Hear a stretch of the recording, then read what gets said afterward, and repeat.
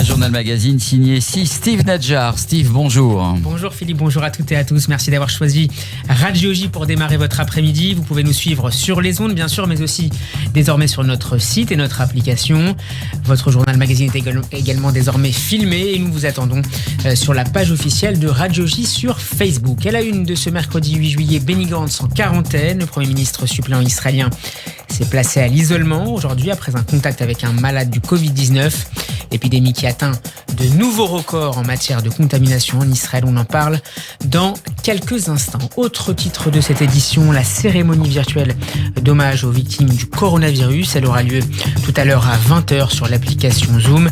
Et nous serons en ligne dans ce journal avec le président des consistoires, Joël Mergui. Il sera également question de politique dans cette édition avec les premières questions au gouvernement Castex à l'Assemblée nationale. Vous écouterez notamment la première intervention assez chahutée du nouveau garde des Sceaux, Éric Dupond-Moretti. Radio J. Nous sommes au cœur de la seconde vague du coronavirus. Ces mots, ce sont ceux du vice-ministre israélien de la Santé. Et le constat de Yoav Kish ce midi est accablant. Le taux de morbidité dans le pays est 2 fois plus important que durant la première phase de l'épidémie au début du printemps. Les chiffres en Israël sont clairs, avec le nombre record de 1320 malades en 24 heures et plus de 14 000 cas actifs. La situation sanitaire se dégrade. 107 malades se trouvent dans un état jugé sérieux, soit plus de 40 qu'hier, alors qu'une personne est décédée hier soir des suites du Covid-19, ce qui porte le bilan à 343 victimes. Voilà pour le bilan sanitaire. Sur le plan politique, le ministre de la Santé a répondu aujourd'hui aux critiques de l'ancienne directrice des missionnaires des services de santé publique, la professeure Sigal Sadetsky. Non, Israël ne s'est pas égaré dans la gestion de la crise, assure Yuli Edelstein. De son côté, Benny Gantz est à l'isolement. Le Premier ministre suppléant et ministre de la Défense s'est placé ce matin en quarantaine après avoir été en contact avec une personne malade. Et globalement, le gouvernement de d'urgence apparaît aujourd'hui fragilisé, contesté par une partie de l'opinion pour des mesures contradictoires et qui surtout fragiliserait une économie déjà bien à la peine. On revient sur la une des médias israéliens, en compagnie d'Olivier Granilic, une revue de presse en partenariat avec Studio Kalita. La rentrée des classes en danger. C'est ce que titre ce matin le Israël Hayom. La rentrée des classes pourrait avoir lieu après les fêtes, explique ce matin le quotidien. Ce matin, le ministre de l'Éducation doit réunir les hauts responsables de son ministère pour superviser les préparatifs de la prochaine rentrée scolaire. Il se peut, nous dit le quotidien, que la rentrée ait lieu après les fêtes de Tishri, c'est-à-dire mi-octobre. C'est la volonté, en tout cas, du corps enseignant, mais pas seulement, explique ce matin Noam Dvir dans les Israël Hayom. Les parents aussi craignent d'envoyer leurs enfants à l'école si le taux de contamination ne diminuait pas d'ici le mois de septembre. Et le titre du Yediot Ahronot est lui associé à une enquête réalisée par le quotidien et qui sera publiée dans l'édition de vendredi. Selon cette enquête, l'État d'Israël aurait permis la création d'une entité spéciale pour contrecarrer la contamination du Covid-19. Mais selon le quotidien, la professeure Sigal Sadetsky, haute responsable au ministère de la Santé, a tout fait pour que cette commission n'ait aucune responsabilité et autorité. Cette commission, composée d'anciens officiers de l'armée de l'air, aurait pu, selon le journal, proposer des solutions pour lutter contre le coronavirus. Le quotidien en parle aussi du fiasco du ministère de la Santé dans une enquête donc à paraître vendredi. De son côté, le Israël Hayom estime que l'État d'Israël a besoin du professeur Sadetsky et regrette sa démission.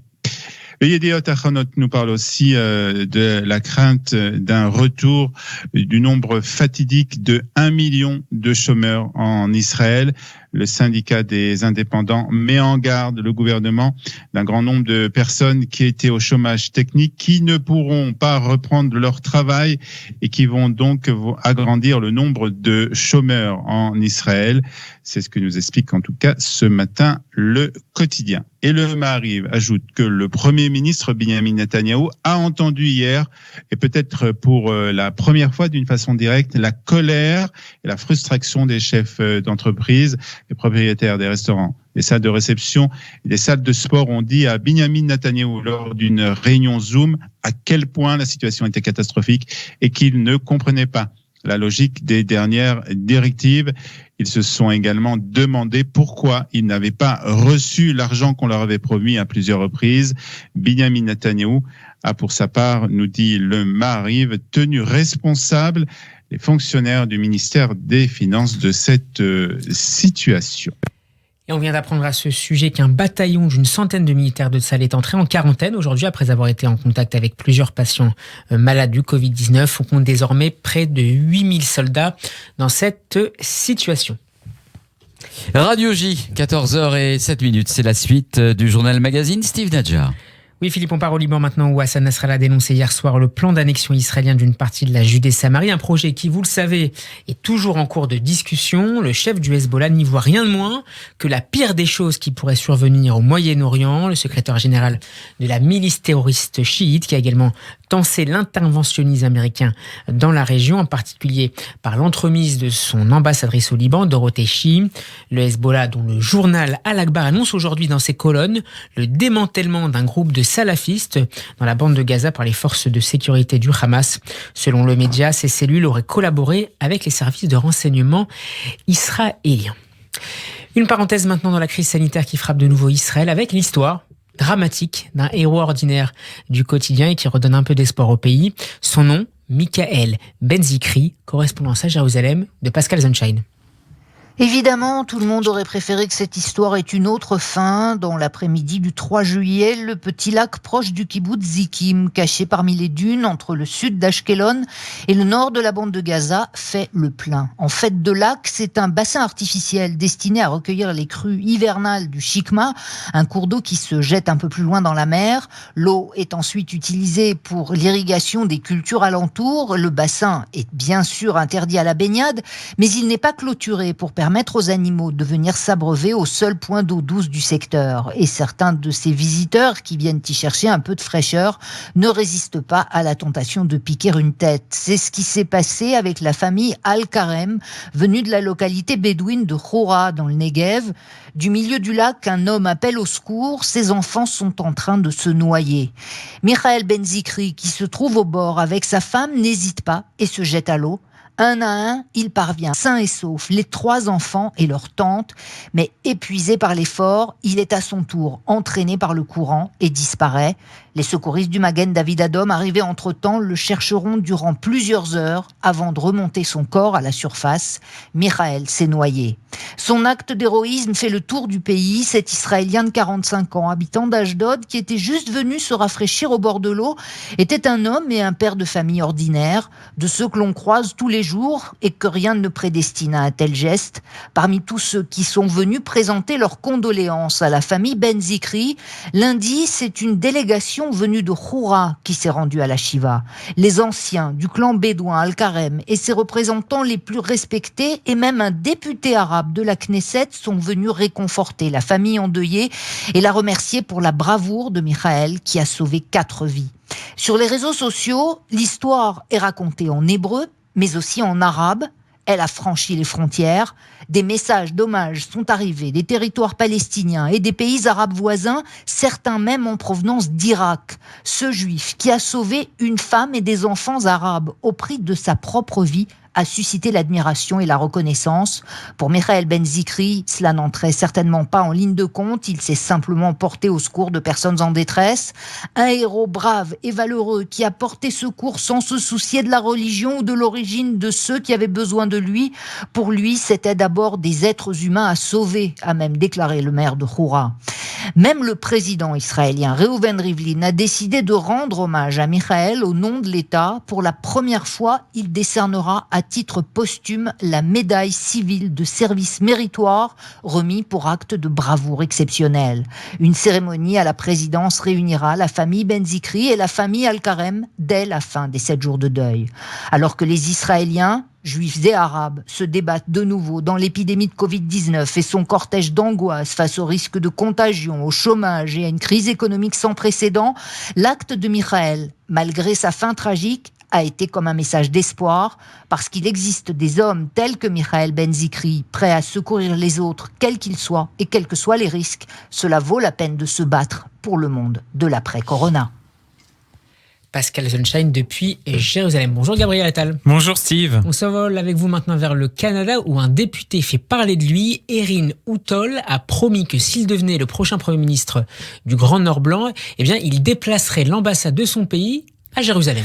Le parlementaire a noté que cela est conforme aux valeurs canadiennes, ajoutant qu'il défendra les alliés du Canada auxquels il a spécifiquement mentionné Israël. Je suis un fier conservateur et je crois fermement en une approche de politique étrangère fondée sur des principes qui s'appuient sur nos valeurs et nos intérêts en tant que pays. Cette approche a fait de moi un ami résolu et fort d'Israël. Jérusalem est la capitale éternelle du peuple juif et la présence moderne là-bas ne fait que renforcer cela. La Knesset, la Cour suprême et le ministère des Affaires étrangères sont tous à Jérusalem-Ouest. Je crois que nous avons également besoin de plus de présence sur le terrain là-bas. Et je veux que nous explorions davantage d'échanges, de collaboration avec Israël pour établir des partenariats, tout comme nous le faisons avec d'autres alliés proches.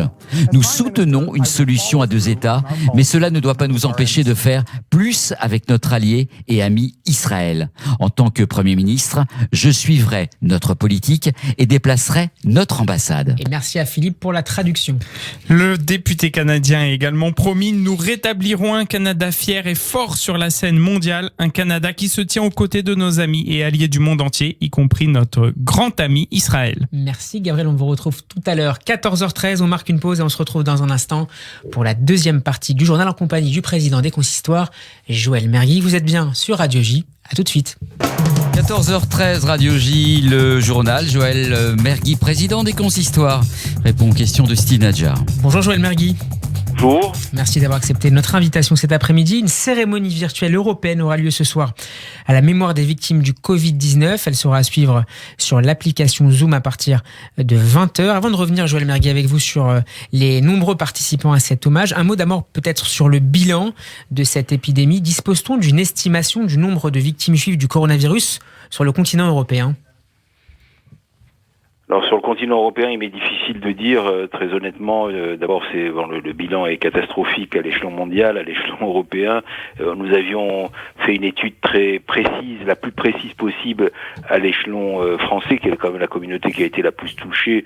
Nous étions, il y a quelques semaines, arrivés à un peu moins, malheureusement, de 600 000 décès sur l'ensemble du territoire français. À l'échelon européen, nous sommes en train de voir avec les différents responsables des différentes communautés juives d'Europe pour faire un bilan précis qui sera, j'espère, de plus en plus définitif, parce que on a eu encore des décès ces derniers temps, et je pense que la vigilance reste importante en France, et on le voit aussi en Israël où l'épidémie continue à porter quelques inquiétudes. Joël Mergui, pour être très clair, 600 décès en France. 600 décès de la communauté juive en France pendant ces quelques mois, 600 décès liés au coronavirus. Bien sûr. Quelles sont les entités qui participeront et qui sont à l'origine de l'événement important qui aura lieu ce soir Alors, ce soir, il y a un double événement. On est la veille, ça n'a échappé à personne, du 17 Tammuz, donc qui est une date symbolique importante dans le début des deuils nationaux de la communauté juive qui commémore la destruction du temple entre le 17 Tammuz et le 9 Av. Et donc, à l'initiative, plusieurs initiatives se sont faites parallèlement. D'abord, nous avions le Grand Rabbin de France, le Grand Rabbin de Paris et moi-même annoncé à plusieurs reprises pendant toute cette période la nécessité d'organiser, dès que la sécurité sanitaire le pourrait, une cérémonie à la mémoire des victimes, de toutes celles qu'on n'a pas pu honorer en temps et en heure au mois de mars, au mois d'avril, au mois de mai. Et donc il y aura une première cérémonie qui aura lieu à la Grande Synagogue de la Victoire ce soir à 19h, en présence de nos grands rabbins, d'un certain nombre de rabbinim et d'un certain nombre de personnes. Et je le dis aux personnes qui ont été touchées, dont les familles ont été touchées, dans la mesure des règles de sécurité sanitaire, nous les accueillerons à la Grande Synagogue de la Victoire pour faire un El Malé Rachamim qui sera fait par nos grands chazanim, et avec les lectures des Teilim, et également avec un Zoom qui permettra de suivre à toutes les personnes qui en France ne pourront pas assister à cette cérémonie. Je crois que c'était très important que notre grande synagogue, qui est le lieu des grands événements de la communauté, des événements festifs et des événements plus tristes, se se saisissent ce soir de cette émotion, de cette tristesse, de cette douleur, et accompagnent ce moment de deuil pour des familles qui n'ont pas pu faire les Shivas, pour des familles qui n'ont pas pu faire le mois, et puis pour celles même qui ont pu le faire depuis, et pour qu'on fasse un grand Kaddish collectif. Donc ça sera à 19h, qui sera donc à la synagogue de la Victoire pour les personnes qui pourront s'y rendre, sur le Facebook Live du Consistoire pour les personnes qui pourront le suivre, et suivra à 20h la cérémonie virtuelle.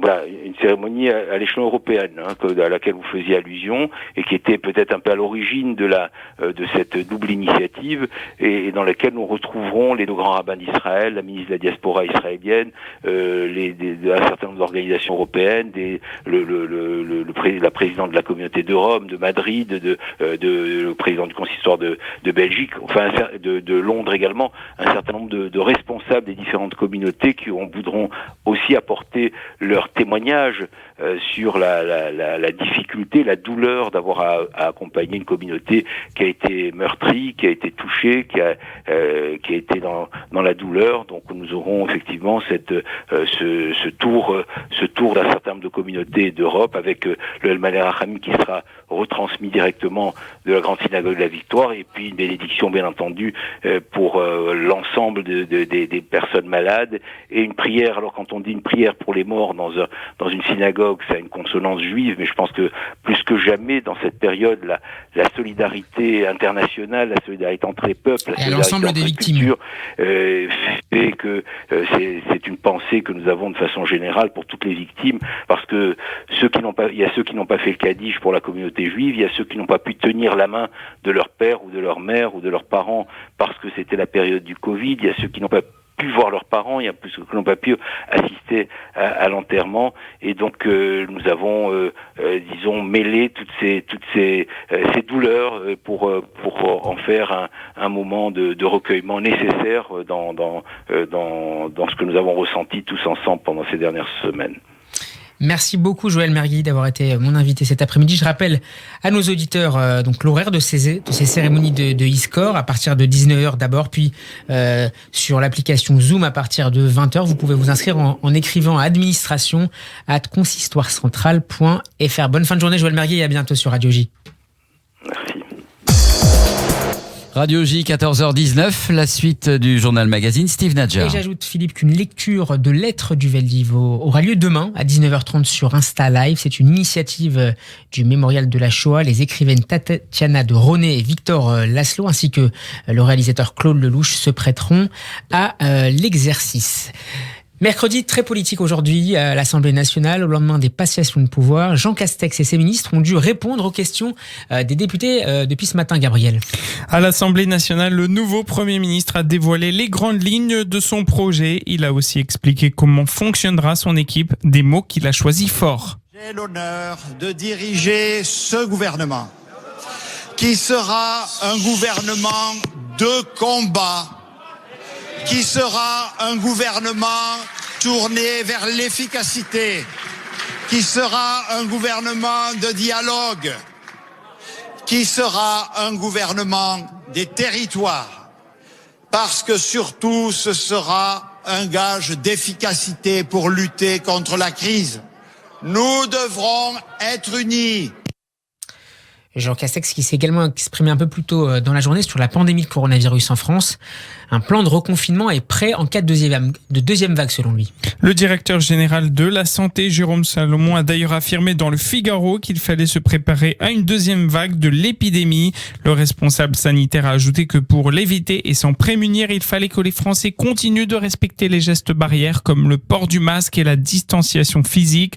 Certains craignent en effet les effets sur le continent européen de la vague de coronavirus venant d'Amérique latine. D'ailleurs, au Brésil, le président Jair Bolsonaro a été testé positif au Covid-19 hier. La nomination de Gérald Darmanin à l'intérieur a suscité, on le voit depuis hier, la polémique, notamment dans les rangs de féministes. La journée d'hier a été marquée par plusieurs actions coup de point contre cette nomination, mais aussi contre celle du nouveau garde des Sceaux dont on va reparler, Éric Dupond-Moretti. Et sur BFM TV ce matin, Jean Castex a déclaré totalement assumer son choix, Gabriel. Oui, Steve, le chef du gouvernement a insisté sur son attachement à tout ce qui touche aux violences intraconjugales et aux questions de viol. Il a ajouté que c'était un sujet sur lequel il ne transigeait pas. Jean Castex défend son ministre au nom de la présomption d'innocence. Pour revenir à Gérald Darmanin, oui. Vraiment, j'assume totalement cette désignation. Il a le droit, comme tout le monde, à la présomption d'innocence. Laissez faire. Donc la plainte pour viol n'est pas un obstacle, on est d'accord? Pourquoi ce n'est pas un obstacle? D'abord parce que, vous le savez, oui. Il y a déjà eu, sur ces mêmes faits, des actes d'instruction qui ont été clairement des actes de rejet. Et d'autre part, parce que M. Darmanin bénéficie complètement de la présomption d'innocence. Et sur le choix d'Éric Dupond-Moretti à la justice, Jean Castex assume aussi, après avoir assuré que c'est le président de la République qui avait soumis l'idée d'inclure l'homme de loi au gouvernement. Le nouvel homme fort de Matignon a assuré qu'il lui paraissait formidable pour ce nouveau rôle. Jean Castex a ensuite souligné que la nomination d'Éric Dupond-Moretti n'avait pas été faite pour s'en prendre aux magistrats, mais pour défendre la justice et lui redonner les moyens.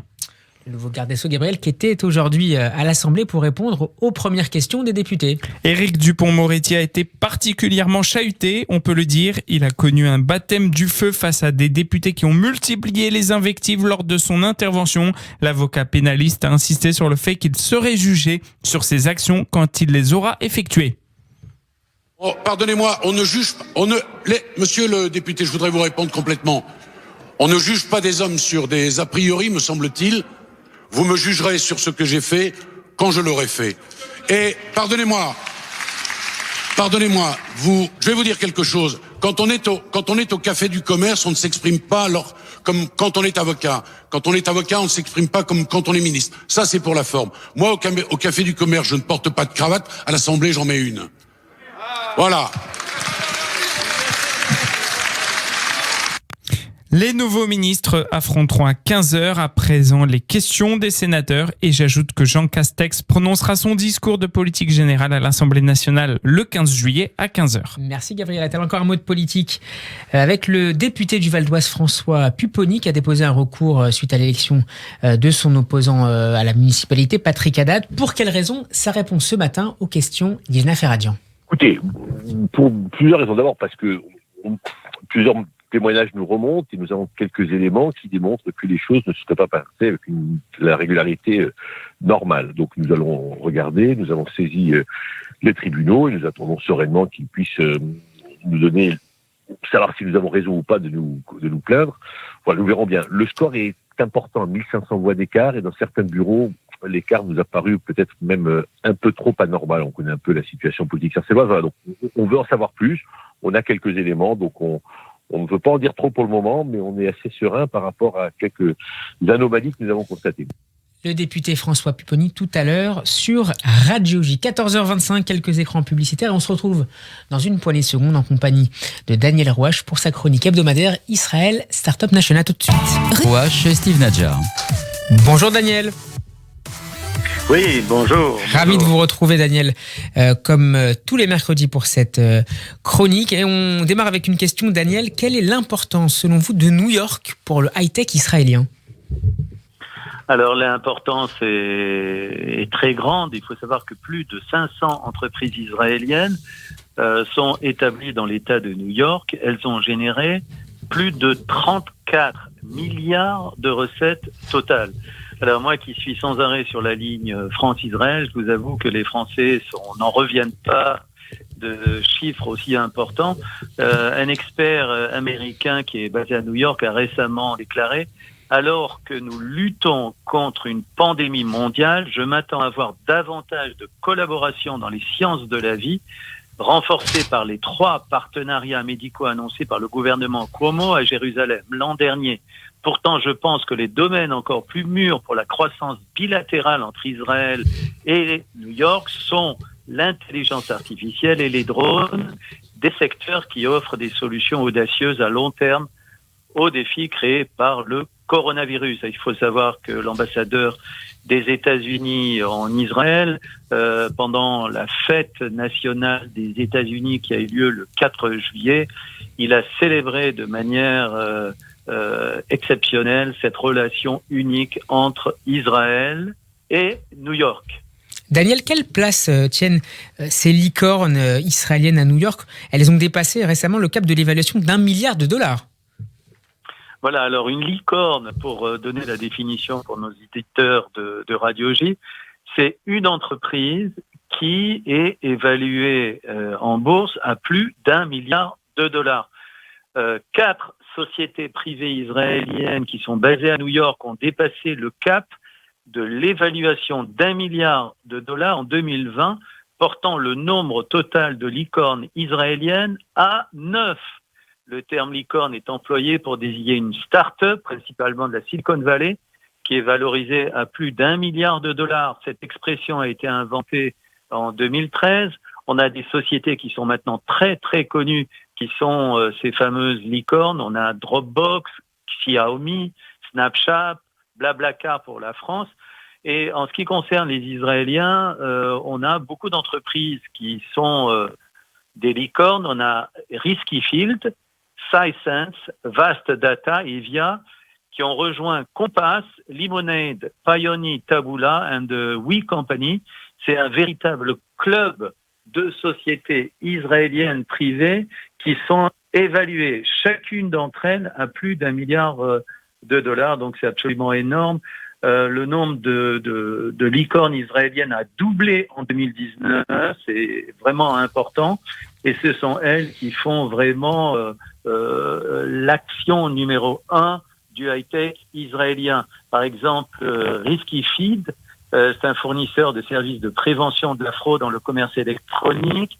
La société est évaluée à $1 milliard, mais elle a reçu $165 millions pour un tour de table. Le siège social est à Tel Aviv.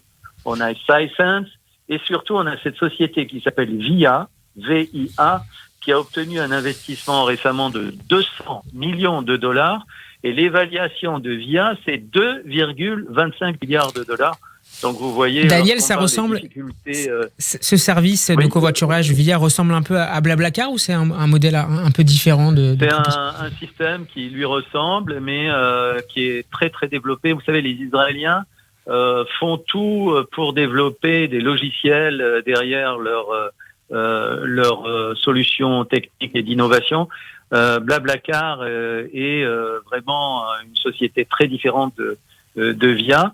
C'est du covoiturage avec des principes différents, avec des applications différentes et qui a été développé dans beaucoup de pays. Parmi les sociétés également israéliennes qui a émergé, on a la société de stockage de données Vast Data, évaluée à $1,2 milliard. On a Pfizer et on a Outbrain. Vous savez, cette société qu'on voit sans arrêt lorsqu'on rentre dans des sites Internet.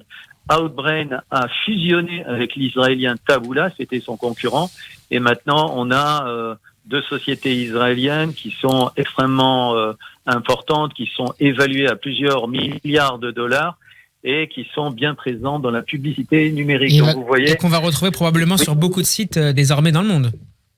Voilà, exactement. On a maintenant des concurrents qui émergent quand même, mais on sait que Taboola est mené de main de maître. Ils étaient l'an dernier à Paris pour présenter le groupe. Effectivement, c'est une société qui a beaucoup d'attrait. Et un jour ou l'autre, vous allez voir que cette société va être achetée par des Américains ou des Chinois. Comme souvent, on pourrait ajouter, Daniel. Vous nous présentez également cet après-midi, Daniel, une autre licorne israélienne, une licorne très spéciale, m'avez-vous dit. Son nom, Orcam. Oui, alors c'est Orcam. Alors vous le savez peut-être pas, mais Orcam est très très lié à Essilor, vous savez, le grand groupe industriel français. Oui. Orcam a développé des outils pour aider les personnes malvoyantes ou souffrant de troubles visuels. Elle est parmi les 38 licornes mondiales dans le domaine de la santé, donc c'est Orcam. Orcam est basée à Jérusalem. Elle a développé des appareils qui aident les personnes aveugles en souffrant des problèmes de vue, qui souffrent. Il y a des algorithmes intelligents qui ont été développés et une caméra. En 2018, l'entreprise a levé 30 millions de dollars, ce qui la valorise actuellement un peu plus d'$1 milliard. Cette start-up a été fondée il y a maintenant 10 ans par Amnon Shashua et Ziv Avirma, qui sont également les fondateurs de Mobileye. Vous voyez qu'à Jérusalem, on fait des choses absolument magnifiques et Orcam fait partie de ces grands groupes industriels israéliens qui sont en train de grandir tous les jours et qui sont en train de se développer dans le monde entier. Et pour terminer, Daniel, cette belle chronique, on va dire un mot sur une autre start-up qui va nous envoyer, bien évidemment en Israël, mais aussi à Singapour, la start-up Trax. Oui, alors c'est Trax, c'est une entreprise singapourienne. Ses fondateurs sont des Israéliens, c'est Joël Bar et Dror Feldheim. Trax emploie environ 200 personnes en israélien, ils sont au nord de Tel Aviv. La société est devenue récemment une licorne avec un investissement de 100 millions de dollars sur la base d'une valorisation de 1,3 milliard de dollars. La technologie de Trax est particulièrement fascinante. L'entreprise permet aux marques et aux détaillants du secteur des supermarchés d'obtenir un instantané des produits sur leurs étagères au moyen de caméras réparties dans le magasin et sur les étagères, augmentées par un robot qui déambule dans les allées pendant la nuit et photographie des étagères. Vous voyez, c'est très imaginatif. La technologie de l'intelligence artificielle est utilisée par Trax.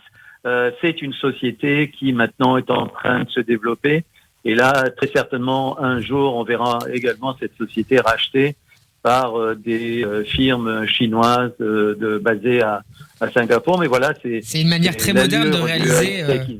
C'est une manière très moderne de réaliser son inventaire finalement. Exactement. Il fallait y penser, il fallait introduire des nouvelles technologies, il fallait introduire des robots, de l'intelligence artificielle. Beaucoup d'imagination, beaucoup de chercheurs qui sont derrière.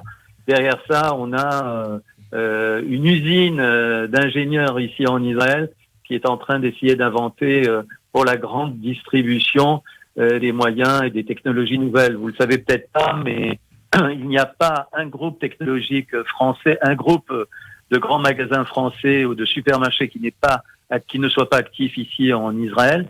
Le groupe Carrefour a racheté une start-up récemment. Et on a tous les grands groupes français qui, ces dernières années, sont venus, qui ont fait leur marché, qui ont absorbé des startups et qui ensuite sont rentrés dans le giron de ces grands groupes industriels français de la distribution qui sont tous ici en Israël pour rechercher des nouvelles technologies, des nouveaux savoir-faire et de la recherche et développement. Que de belles innovations en provenance d'Israël. Merci beaucoup, Daniel Rouache, et je vous donne rendez-vous mercredi prochain. Merci bien, à très bientôt.